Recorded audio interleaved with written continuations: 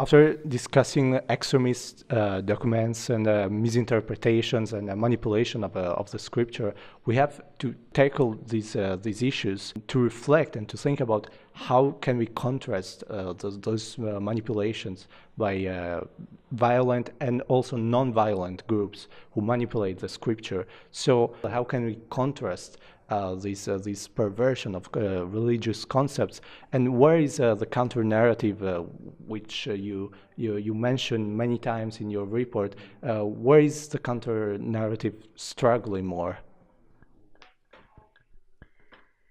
It's probably worth saying that within our research, it speaks into counter-narratives and how they match up against both Salafi jihadi literature and also Islamist literature.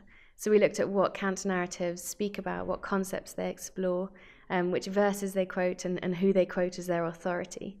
And a counter-narrative is an item which unpacks an ideology and challenges it, a specific ideology, and these are targeted at Islamist extremism, the ones that we looked at.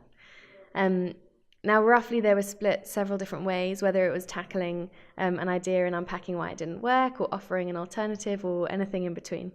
And what's important to say is counter-narratives do exist, and they are online, but as with the mainstream material, they're often a lot less accessible than the Salafi, jihadi, or Islamist propaganda.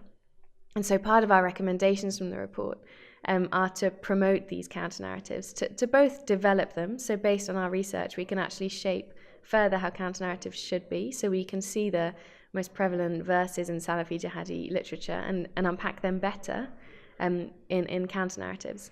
Now, our suggestion, actually, that the people to do that are credible religious leaders, so people who have got theological training and understanding and really understand the concepts far better than ourselves, but also are able to speak into this debate with their expertise.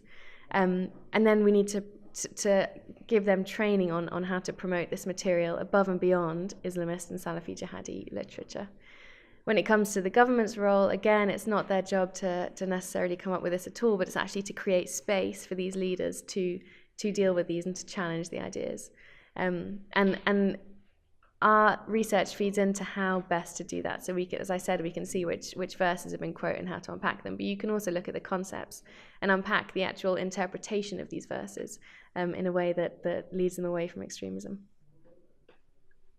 Thank you very much. I can really tell truly that your report was illuminating for many different issues. And I thank you again for being here. Thank you very much.